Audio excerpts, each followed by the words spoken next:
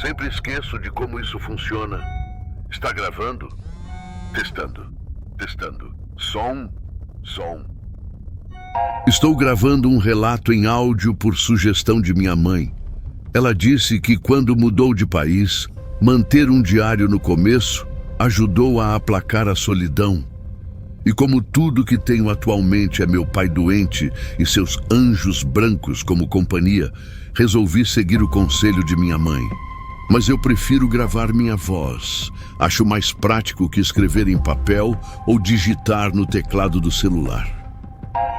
Meu nome é Beto. Atualmente moro sozinho com meu pai no bairro Jardim Satélite, numa grande cidade do Vale do Paraíba. É um lugar meio esquecido, triste e longe do centro, um bairro quase na zona rural da cidade, onde todo mundo conhece a vida de todo mundo. As ruas são estreitas, o asfalto rachado mostra a idade do lugar, e quando chove, algumas bocas de lobo entopem e a água fica empoçada por dias. Não tenho saído de casa nos últimos tempos. Meu lar é hoje minha prisão, minha e de meu pai.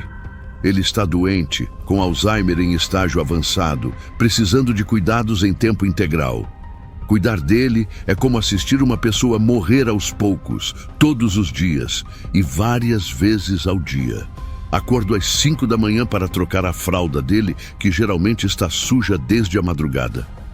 Preciso dar banho nele como se fosse uma criança assustada, porque ele não entende mais o que está acontecendo e às vezes grita, pensando que estou tentando machucá-lo. A comida tem que ser amassada, cortada em pedacinhos pequenos, e mesmo assim, ele às vezes esquece como mastigar no meio da garfada. Remédios são 4 vezes ao dia, cada um com seu horário certinho, porque se atrasar ou misturar as doses, posso matá-lo. Durante a tarde, ele fica sentado na poltrona da sala, olhando para a televisão ligada, mas sei que não está vendo nada, apenas acompanhando as luzes que se movem na tela. À noite, quando finalmente consegue dormir, acordo de 2 em 2 horas para verificar se ele não caiu da cama, se não está passando mal, se ainda está respirando. Não me lembro de quando foi a última vez que tive uma noite de sono decente. Minha mãe e meus 2 irmãos se mudaram para o Canadá há mais de 10 anos. Na época, eu tinha um emprego estável numa empresa de aviação, estava solteiro e sem grandes compromissos, então acabei sendo o escolhido para ficar. Como tive de abandonar meu emprego para cuidar dele em tempo integral, minha mãe passou a me sustentar. Ela havia enriquecido com uma franquia de restaurantes especializados em comidas latinas e brasileiras pelo Canadá e Estados Unidos, e preferia me pagar para cuidar de meu pai. Era, na verdade, uma forma de prazer para ela, saber que meu pai era agora dependente dela. As pessoas do bairro me veem como um filho exemplar.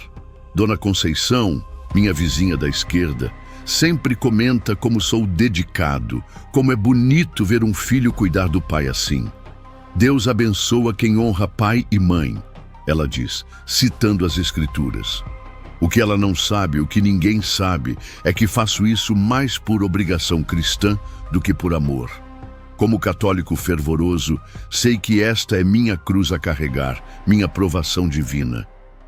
Meu pai sempre foi um homem duro, cristão fervoroso, daqueles que citavam a Bíblia para justificar cada grito, cada correção violenta.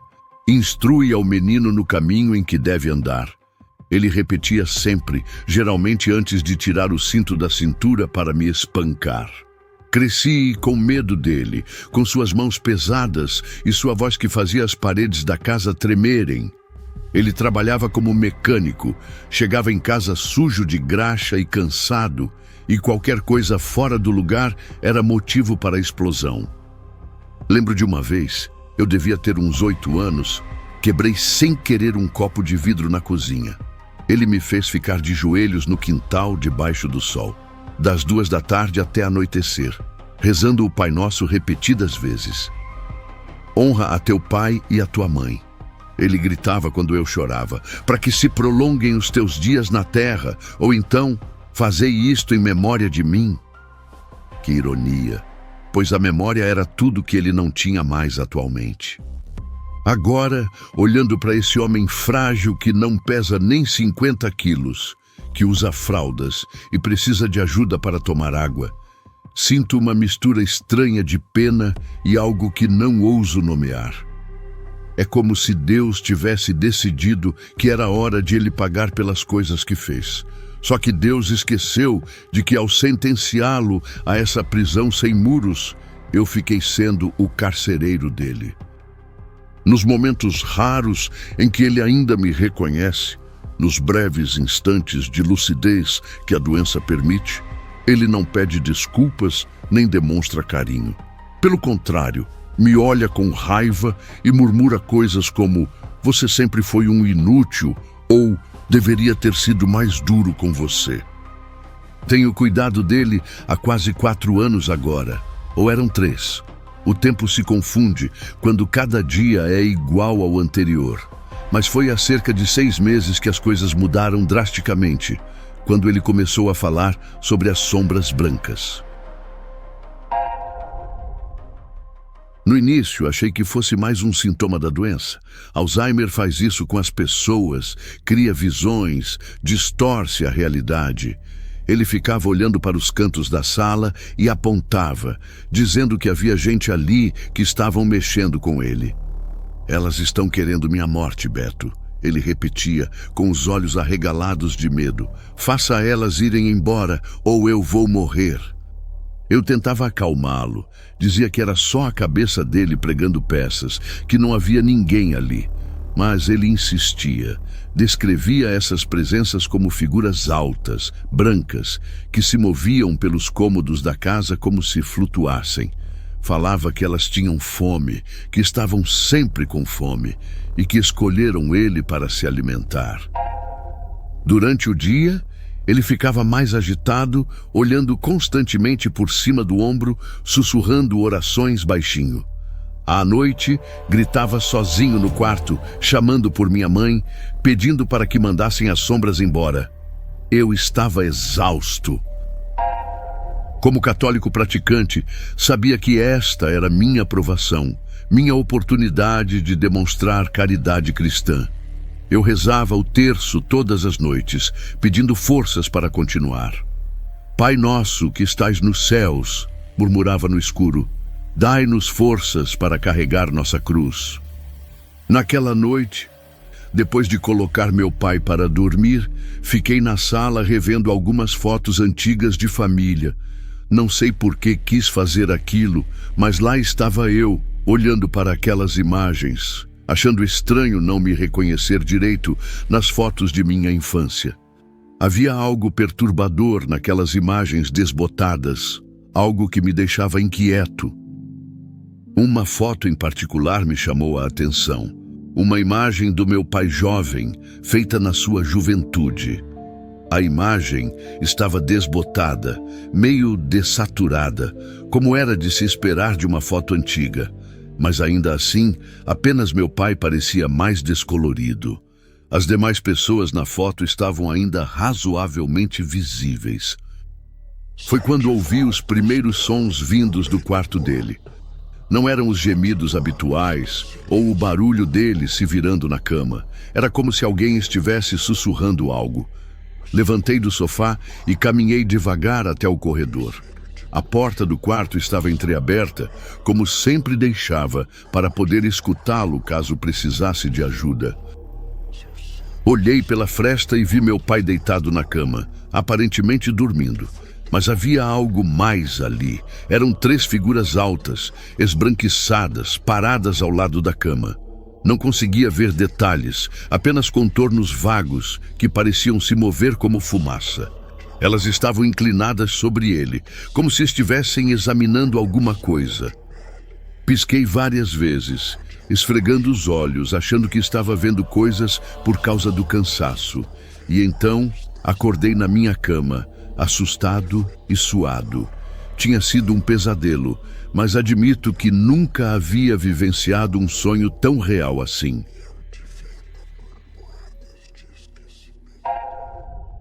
A partir daquela noite, comecei a prestar mais atenção nos relatos do meu pai sobre as tais sombras brancas.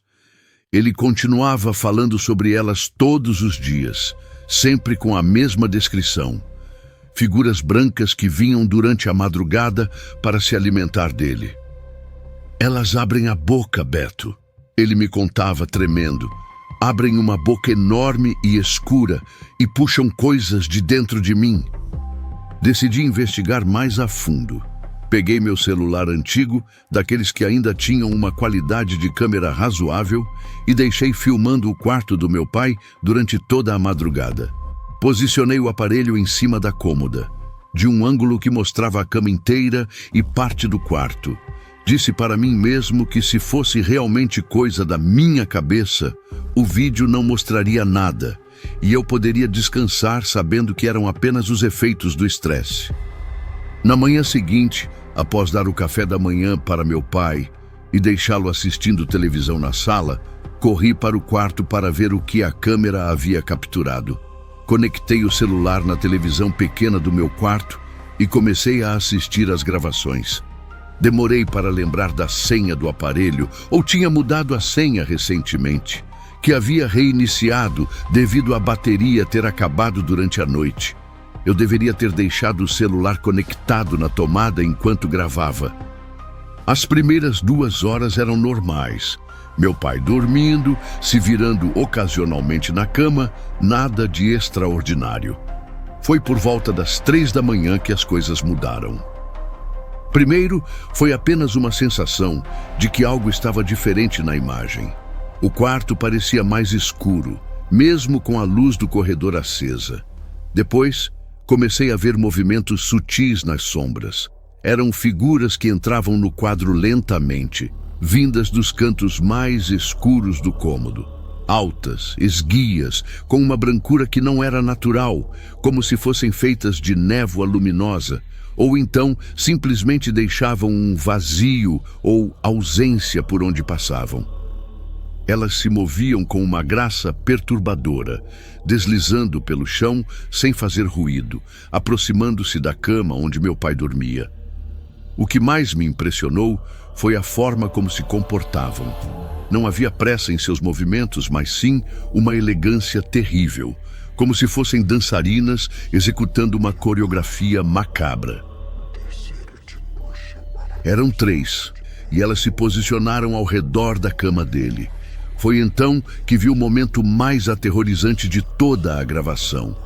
Elas se posicionaram sobre meu pai. 2 delas tinham grandes olhos azuis e uma delas possuía uma boca enorme. Elas se arranjaram de forma a simular um rosto, as criaturas de olhos acima e a de boca abaixo.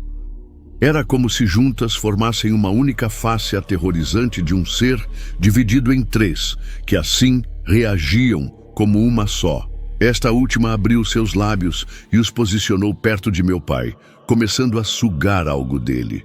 Não era ar, não era respiração. Era como se estivessem puxando algo invisível de dentro do corpo do meu pai. Algo que saía dele em forma de pequenos fios de luz. Ele se contorcia na cama, mesmo dormindo, gemendo baixinho como se estivesse tendo um pesadelo. Então, a bateria do celular acabou naquele momento e a gravação foi interrompida. Parei o vídeo com as mãos tremendo. Havia acabado de assistir algo que desafiava tudo que eu acreditava sobre o mundo, sobre a realidade. Aquelas coisas eram reais e estavam realmente se alimentando do meu pai. Há quanto tempo o visitavam? 1000 perguntas surgiram em minha mente. Elas teriam sido atraídas pelo Alzheimer? Ou os danos causados por elas teriam sido diagnosticados como doença? Tentei voltar à gravação para ver novamente, para ter certeza do que havia testemunhado, mas o arquivo estava corrompido. Na verdade, todos os demais arquivos do celular estavam vazios, como se tivessem sido sugados da mesma forma que as memórias do meu pai. Um cristão normal teria entrado em pânico e chamado um padre, mas alguma coisa estava diferente em mim. Eu só não sabia explicar. Naquela tarde, enquanto dava o almoço para ele, observei seu rosto com mais atenção. Ele estava mais apagado, literalmente. As rugas pareciam menos marcadas, os olhos menos expressivos, como se parte dele tivesse sido levada embora durante a noite. Percebi que as sombras brancas estavam levando embora o homem que me bateu, que me humilhou, que fez da minha infância um período de medo constante. Estavam apagando o pai cruel e deixando apenas um velhinho indefeso que dependia completamente de mim. Naquela noite, quando ouvi sussurros vindos do quarto dele, não senti medo. Senti algo parecido com alívio. Sabia que elas estavam lá, fazendo um trabalho que eu nunca tive coragem de fazer. Para mim, aquelas sombras eram instrumentos divinos, executores da justiça de Deus. Rezei o terço naquela noite, mas ao invés de pedir proteção, agradeci pela providência. Deus escreve certo por linhas tortas. Uma semana depois da gravação, tentei conversar com ele sobre o passado, para ver o quanto ele ainda lembrava. Perguntei se ele se recordava de quando eu era pequeno, das coisas que fazíamos juntos. Ele me olhou com os olhos vazios e balançou a cabeça, dizendo que não se lembrava de ter filhos. Perguntei sobre minha mãe, sobre os tempos em que éramos uma família. Novamente, nada. Era como se 40 anos de sua vida tivessem sido apagados cuidadosamente. Dona Conceição passou aqui para trazer uma marmita e comentou como meu pai estava mais calmo ultimamente. Parece que a doença dele está mais controlada, ela disse. Você está fazendo um trabalho maravilhoso, Beto. Deus vai te recompensar por cuidar dele assim. Sorri e agradeci, fazendo o sinal da cruz.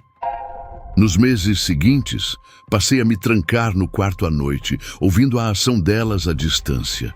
Muitas vezes, deixei o velho celular gravando no quarto de meu pai, captando a atividade delas. Elas sempre surgiam enquanto ele dormia. Meu pai se agitava, mas raramente acordava. E então partiam minutos depois, deslizando pelo ar graciosamente, fundindo-se às sombras do quarto. Os médicos ficaram impressionados. Diziam que o Alzheimer costumava ser mais agressivo emocionalmente. Mas embora meu pai estivesse realmente partindo, ele se mostrava apático e calmo. A última vez que ele demonstrou algum sinal de reconhecimento foi há algumas semanas, ou foram 2 meses. O tempo anda confuso para mim. Estava dando banho nele quando, de repente, seus olhos focaram no meu rosto com uma clareza que eu não via há muito tempo. Por um momento, pensei que fosse recuperar parte da lucidez, que talvez pudéssemos conversar como pai e filho pela primeira vez em anos. Mas o que ele fez foi diferente do que eu esperava. Seus lábios se curvaram num sorriso lento e conhecedor. Eu sei o que elas são, Beto. Sussurrou com uma voz que não ouvia há meses. Sei que você também sabe. E elas sabem de nós. O seu sorriso se alargou, revelando uma satisfação perturbadora. Naquela noite, quando ouvi as sombras brancas chegando novamente ao quarto dele, sussurrei uma oração de agradecimento. Obrigado, Senhor, murmurei no escuro, por enviarem vossos anjos para fazer justiça. Hoje, meu pai é praticamente um fantasma de si mesmo. Não fala mais, não reconhece ninguém, apenas existe. As sombras brancas ainda vêm, mas com menos frequência, como se já tivessem consumido quase tudo que queriam dele.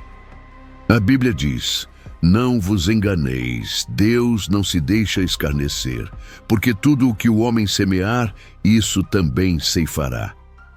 Durante anos, achei que essa passagem fosse sobre punições divinas distantes, sobre julgamentos que viriam apenas no final dos tempos.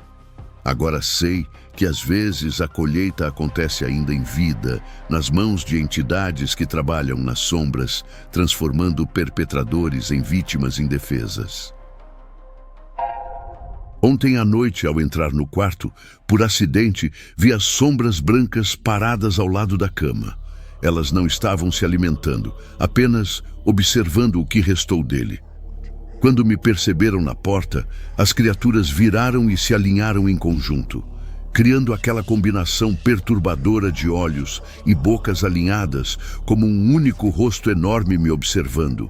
E por um segundo, tive a impressão de que estava sorrindo. Então, deslizaram pelo ar, passando por baixo de mim e sumindo na escuridão. Fechei a porta do quarto e voltei para a sala, onde me sentei na mesma poltrona onde meu pai costumava passar as tardes. Ali, no silêncio da madrugada, agradeci novamente por elas terem escolhido nossa casa, por terem decidido que era hora de fazer justiça. Era questão de dias até que seu corpo não suportasse mais. Contei à minha mãe pelo telefone. Achei justo compartilhar com ela a situação final de meu pai. Como católico, era meu dever informar a família que a passagem estava próxima, caso alguém quisesse se despedir. Logicamente, ninguém se importou. Minha mãe quase festejou a notícia. Tudo que ela pediu era que eu encontrasse uma foto boa de meu pai para o túmulo. Foi então que me deparei com algo estranho. Voltei ao álbum de fotos da família e percebi que as imagens de meu pai estavam apagadas, não as fotos completas, apenas a figura dele. Era como se ele tivesse sido apagado das fotos, fosse um vazio ou uma ausência. Todo o resto dos cenários estava normal. Seria aquilo uma espécie de efeito colateral da ação lenta das sombras brancas? Meu pai morreu uma semana depois. Os dias seguintes foram rápidos. O velório, a chegada de alguns poucos conhecidos, minha mãe que veio sozinha do Canadá. Finalmente, eu voltaria a ter uma vida. Finalmente, Deus havia me libertado daquele fardo. Admito que quase contei à minha mãe sobre as sombras, mas por quê?